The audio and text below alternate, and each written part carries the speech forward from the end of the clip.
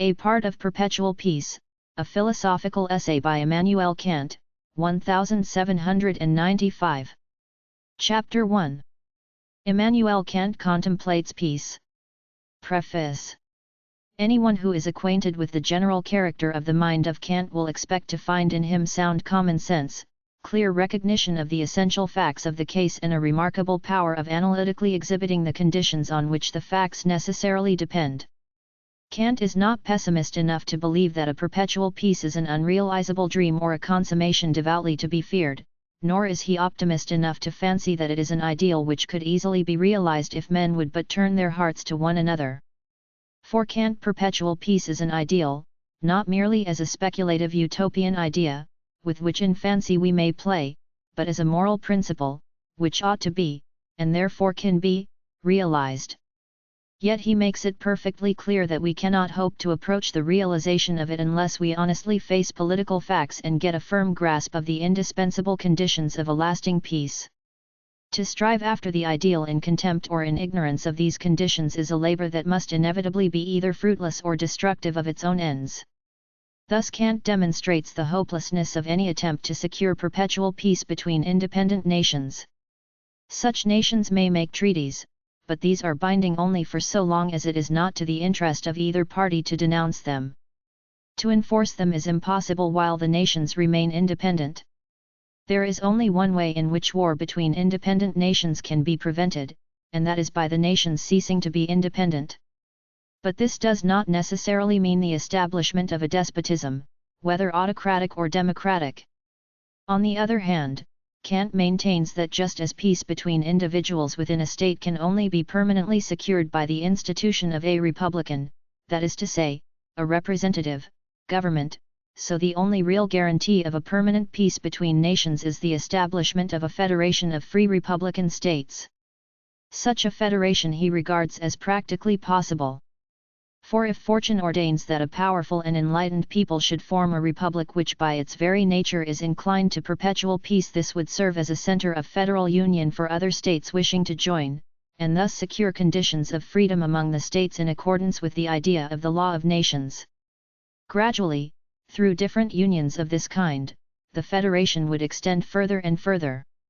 Thus at the beginning of the first supplement, Kant draws a distinction between the mechanical and the teleological view of things, between nature and providence, which depends upon his main philosophical position. According to Kant, pure reason has two aspects, theoretical and practical.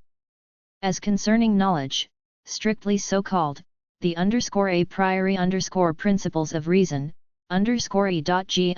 substance and attribute, cause and effect, etc., are valid only within the realm of possible sense experience.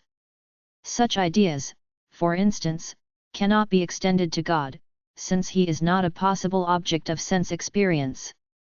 They are limited to the world of phenomena. This world of phenomena, nature or the world of sense experience, is a purely mechanical system. But in order to understand fully the phenomenal world, the pure theoretical reason must postulate certain ideas, the ideas of the soul, the world, and God, the objects of which transcend sense experience. These ideas are not theoretically valid, but their validity is practically established by the pure practical reason, which does not yield speculative truth, but prescribes its principles dogmatically in the form of imperatives to the will. The will is itself practical reason, and thus it imposes its imperatives upon itself. First section containing the preliminary articles of perpetual peace between states. There are American tribes where men live in concord and amity among themselves without any established government, and never pay submission to any of their fellows, except in time of war, when their captain enjoys a shadow of authority, which he loses after their return from the field, and the establishment of peace with the neighboring tribes. This authority, however, instructs them in the advantages of government, and teaches them to have recourse to it, when either by the pillage of war, by commerce, or by any fortuitous inventions, their riches and possessions have become so considerable as to make them forget, on every emergence, the interest they have in the preservation of peace and justice. Camps are the true mothers of cities, and as war cannot be administered, by reason of the suddenness of every exigency, without some authority in a single person, the same kind of authority naturally takes place in that civil government, which succeeds the military. When man was multiplied and spread abroad in tribes and clans, and had begun to call these meadows and that range of hills his own, the tasted sweets of property begot desire of more. Thus wars began on earth. These fought for spoil, and those in self-defense. Savage at first the onset, and irregular. At length one eminent above the rest, for strength, for stratagem, or courage, or for all, was chosen leader. Him they served in war, and him in peace for sake of warlike deeds reverenced no less. Thus kings were first invented. Among uncivilized nations, there is but one profession honorable, that of arms. All the ingenuity and vigor of the human mind are exerted in acquiring military skill or address. War in classical times. In early times, there were no friendly neighboring nations. Beyond the boundaries of every nation's territory, lay the land of a deadly foe. This was the way of thinking, even of so highly cultured a people as the Greeks, who believed that a law of nature had made every outsider, every barbarian their inferior and their enemy. 7. Their treaties of peace, at the time of the Persian War, were frankly of the kind denounced by Kant, mere armistices concluded for the purpose of renewing their fighting strength.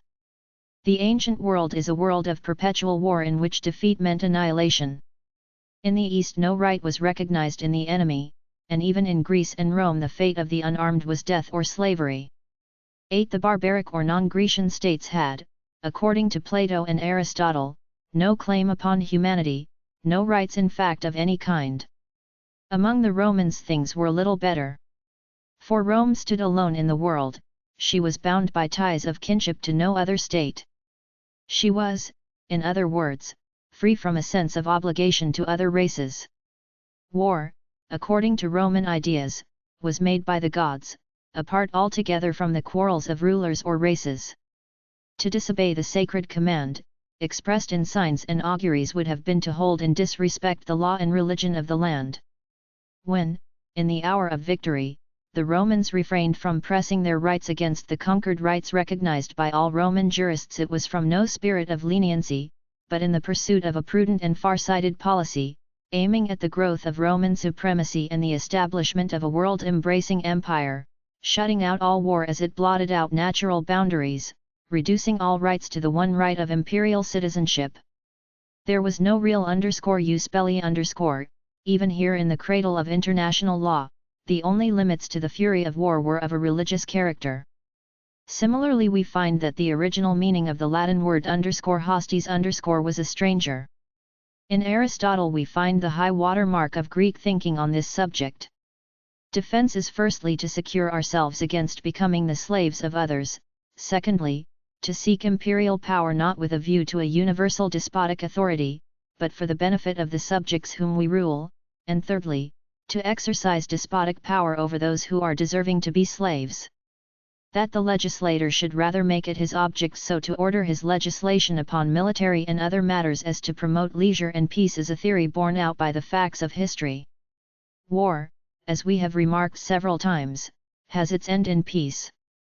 Aristotle strongly condemns the Lacedaemonians and Cretans for regarding war and conquest as the sole ends to which all law and education should be directed.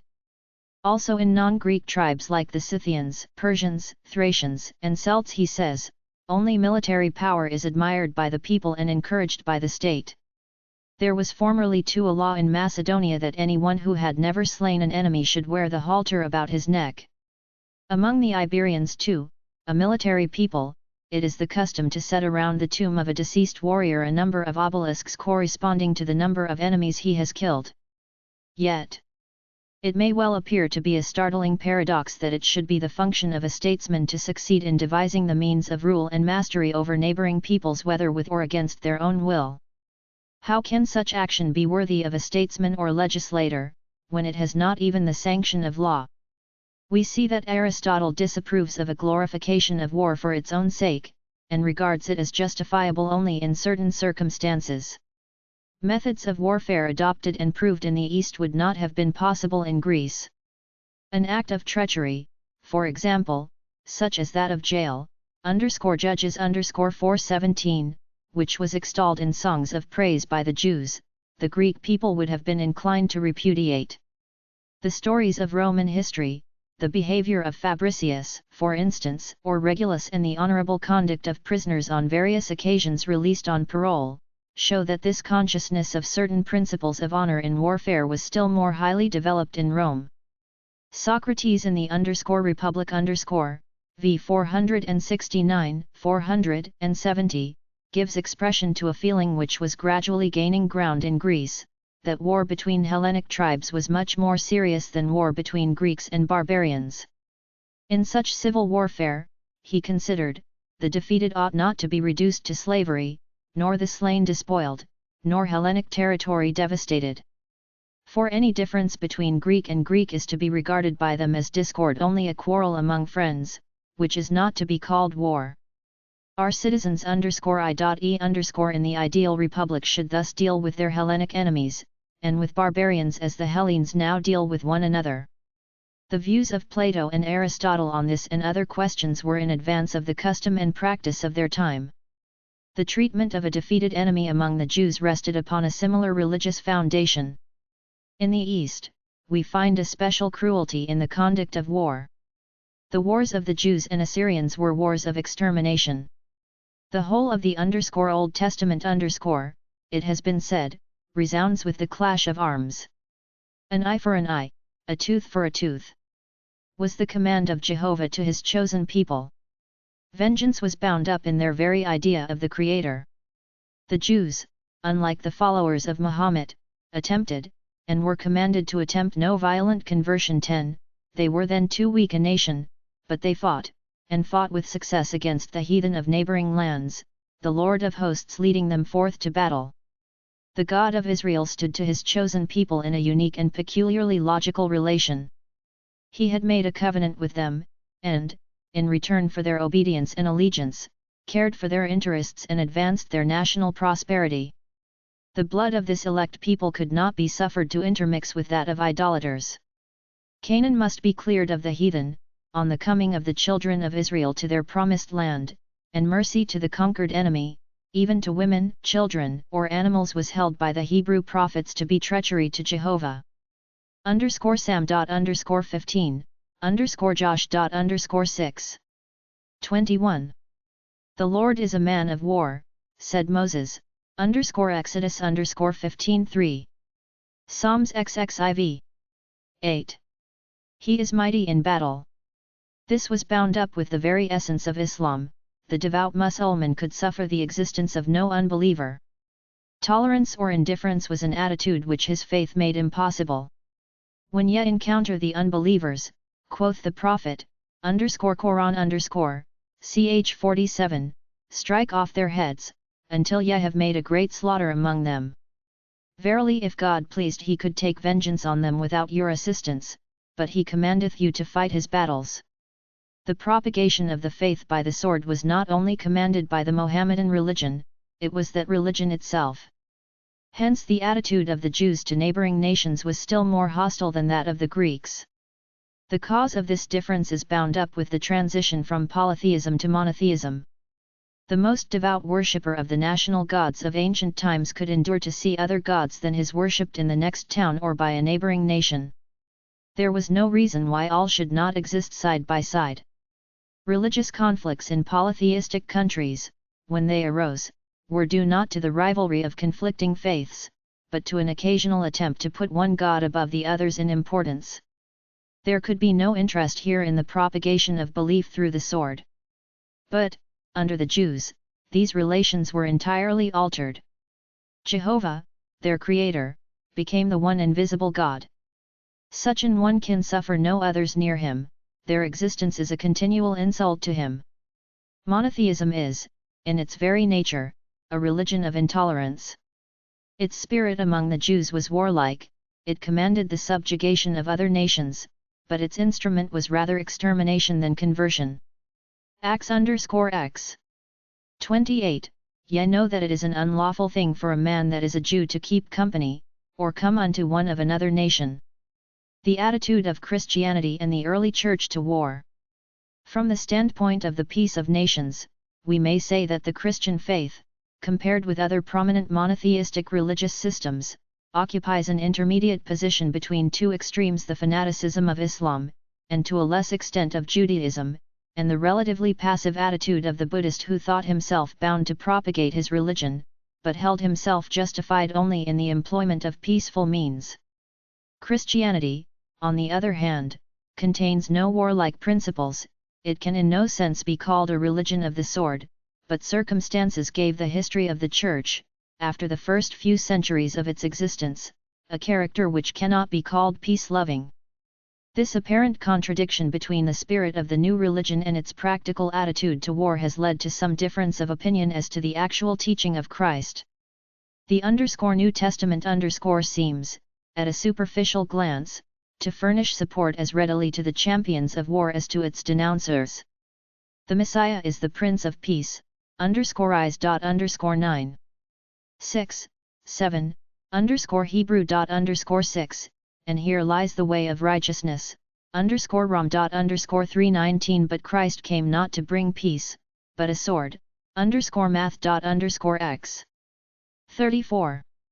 Such statements may be given the meaning which we wish them to bear. The quoting of Scripture is ever an unsatisfactory form of evidence, but there is no direct statement in the New Testament in favor of war, no saying of Christ which, fairly interpreted, could be understood to regard this proof of human imperfection as less condemnable than any other.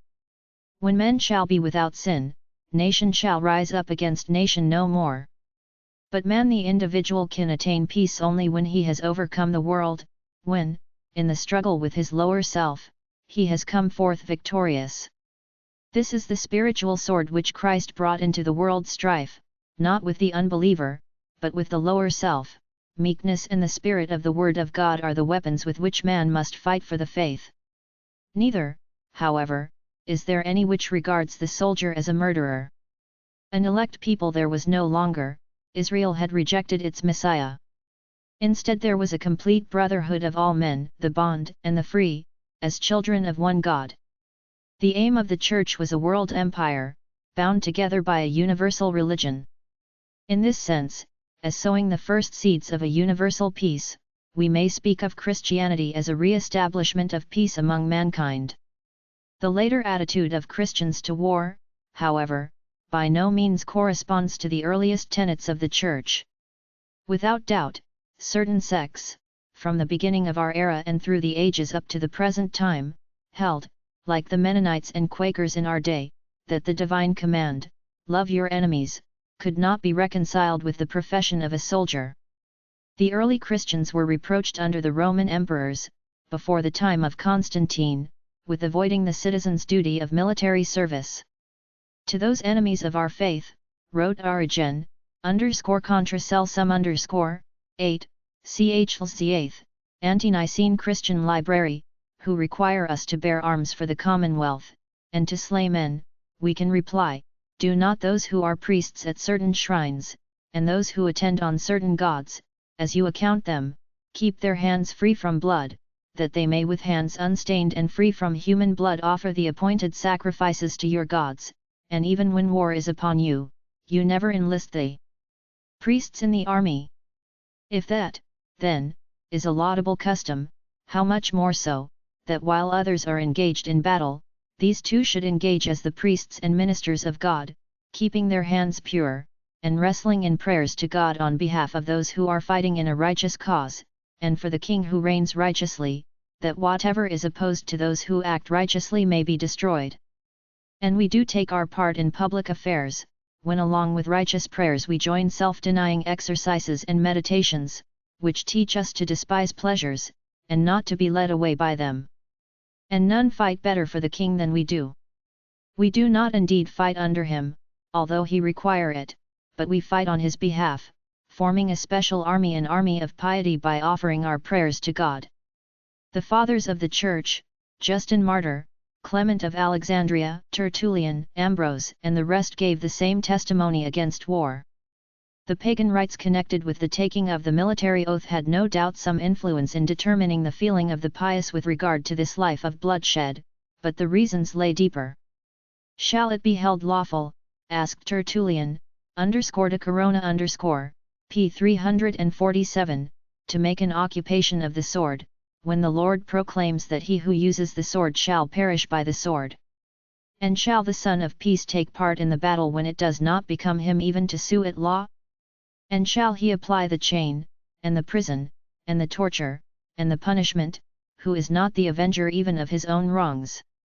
In the early centuries of our era, Christians seem to have occasionally refused to serve in the army from religious scruples. But soldiers were not always required to change their profession after baptism. And in _Acts_X, for example, nothing is said to indicate that the centurion, Cornelius, would have to leave the Roman army. The doctrine of the Church developed early in the opposite direction. It was its fighting spirit and not a love of peace that made Christianity a state religion under Constantine. Nor was Augustine the first of the Church Fathers to regard military service as permissible. To come to a later time, this change of attitude has been ascribed partly to the rise of Mahometan power and the wave of fanaticism which broke over Europe. To destroy these unbelievers with fire and sword was regarded as a deed of piety pleasing to God. Hence the wars of the Crusades against the infidel were holy wars, and appear as a new element in the history of civilization. The nations of ancient times had known only civil and foreign war. They had rebelled at home, and they had fought mainly for material interests abroad. In the Middle Ages there were, besides, religious wars and, with the rise of feudalism, private war.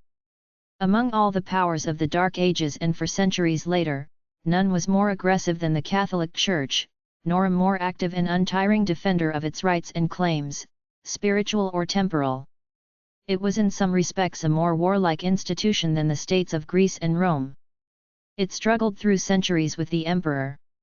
It pronounced its ban against disobedient states and disloyal cities, it pursued with its vengeance each heretical or rebellious prince, unmindful of its early traditions about peace.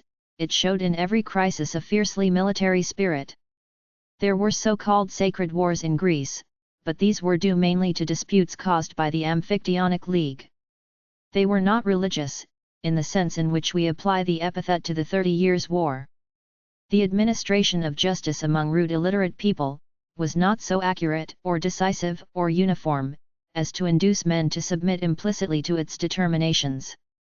Every offended baron buckled on his armor, and sought redress at the head of his vassals. His adversary met him in like hostile array.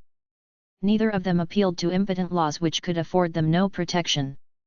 Neither of them would submit points, in which their honor and their passions were warmly interested, to the slow determination of a judicial inquiry.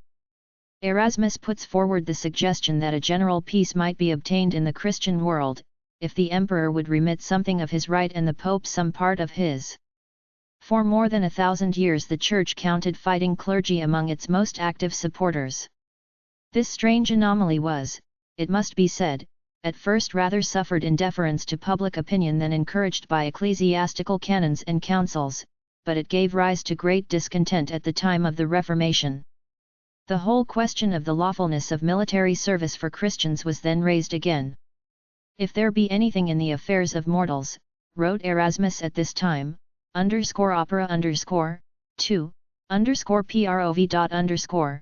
951 c, which it becomes us deliberately to attack, which we ought indeed to shun by every possible means, to avert and to abolish, it is certainly war, than which there is nothing more wicked, more mischievous, or more widely destructive in its effects, nothing harder to be rid of, or more horrible and, in a word, more unworthy of a man, not to say of a Christian. The medieval Church indeed succeeded, by the establishment of such institutions as the Truce of God, in setting some limits to the fury of the soldier, but its endeavours, and it made several to promote peace, were only to a trifling extent successful. Perhaps custom and public opinion in feudal Europe were too strong, perhaps the Church showed a certain apathy in denouncing the evils of a military society. No doubt the theoretical tenets of its doctrine did less to hinder war than its own strongly military tendency, its lust for power and the force of its example did to encourage it. Friars say that bishops can fight best of all men, and that it falleth most properly to them, since they are lords of all this world. They say Christ bade his disciples sell their coats, and buy them swords, but whereto, if not to fight? Thus friars make a great array, and stir up many men to fight. But Christ taught not his apostles to fight with a sword of iron, but with the sword of God's word, and which standeth in meekness of heart and in the prudence of man's tongue. If manslaying in others be odious to God, much more in priests, who should be vicars of Christ. See also the passage where Erasmus points out that King David was not permitted to build a temple to God, because he was a man of blood. Thomas Aquinas decided that the clergy ought not to be allowed to fight, because the practices of warfare, although right and meritorious in themselves, were not in accordance with a holy calling. Hence, in spite of Christianity and its early vision of a brotherhood of men, the history of the Middle Ages came nearer to a realization of the idea of perpetual war than was possible in ancient times. The tendency of the growth of Roman supremacy was to diminish the number of wars, along with the number of possible causes of racial friction. It united many nations in one great whole, and gave them, to a certain extent, a common culture and common interests, even, when this seemed prudent, a common right of citizenship. The fewer the number of boundaries, the less the likelihood of war. The establishment of great empires is of necessity a force, and a great and permanent force working on the side of peace. With the fall of Rome this guarantee was removed. Out of the ruins of the old feudal system arose the modern state as a free independent unity. Private war between individuals or classes of society was now branded as a breach of the peace. It became the exclusive right of kings to appeal to force. Peace was now regarded as the normal condition of society. As a result of these great developments in which the name state acquired new meaning, jurisprudence freed itself from the trammeling conditions of medieval scholasticism. Men began to consider the problem of the rightfulness or wrongfulness of war, to question even the possibility of a war on rightful grounds. Out of Theses' new ideas, partly too as one of the fruits of the Reformation, arose the first consciously formulated principles of the science of international law, whose fuller, but not yet complete, development belongs to modern times.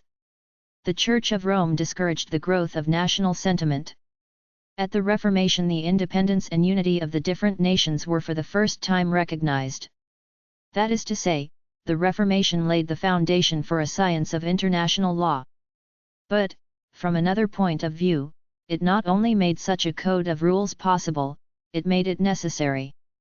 The effect of the Reformation was not to diminish the number of wars in which religious belief could play a part. Moreover, it displaced the Pope from his former position as arbiter in Europe without setting up any judicial tribunal in his stead.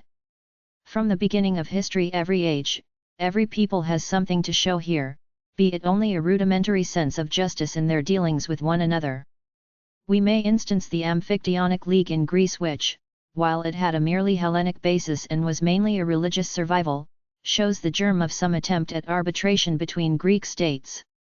Ambassadors were held inviolate in both countries, the formal declaration of war was never omitted.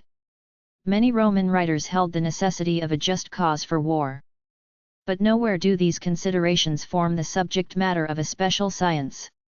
We have the idea of a united Christendom as against the infidel, with which we may compare the idea of a united Hellas against Persia. In such things we have the germ not only of international law, but of the ideal of federation. In the beginning of the 17th century, Grotius laid the foundations of a code of universal law, _de jure belli et paces _ 1625, independent of differences of religion, in the hope that its recognition might simplify the intercourse between the newly formed nations. The primary object of this great work, written during the misery and horrors of the 30 Years' War, was expressly to draw attention to these evils and suggest some methods by which the severity of warfare might be mitigated. Grotius originally meant to explain only one chapter of the Law of Nations. His book was to be called _de jure belli _, but there is scarcely any subject of international law which he leaves untouched. He obtained, moreover, a general recognition for the doctrine of the law of nature which exerted so strong an influence upon succeeding centuries.